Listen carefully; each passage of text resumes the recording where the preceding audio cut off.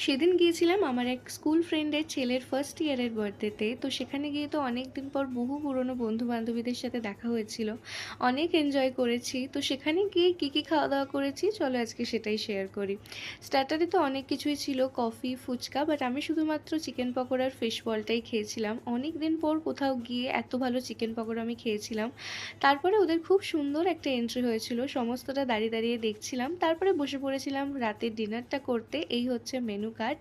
পাতে প্রথমেই পড়ে গিয়েছিল নান, তার সাথে কি চানা মসলা, আর তার সাথে ছিল স্টাফড আলুদম। স্টাফড আলুদমটা ভীষণ ভালো ছিল। ভেতরে স্টাফিংটা এতটা সুন্দর খেতে ছিল যে ভীষণ ভালো লাগছিল। সবথেকে বড় কথা হচ্ছে আমরা খেতে বসেছিলাম রাত 11টার সময়। তখনও প্রত্যেকটা খাবার গরম গরমই সার্ভ করা হচ্ছিল।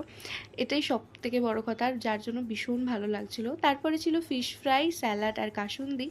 এগুলো খাওয়ার পরে আমার পেটে আর জায়গা সেরকম ছিল না, তবে টেস্ট করার জন্য একটু পোলাও আর চিকেন নিয়েছিলাম, যেটাও বেশ ভালো খেতে ছিল। তারপরে অ্যাজ ইউজুয়াল ছিল চাটনি, যেটা তো আমি খাই না, তার জন্য ওদের পাত থেকেই ক্লিপটা নিয়েছিলাম।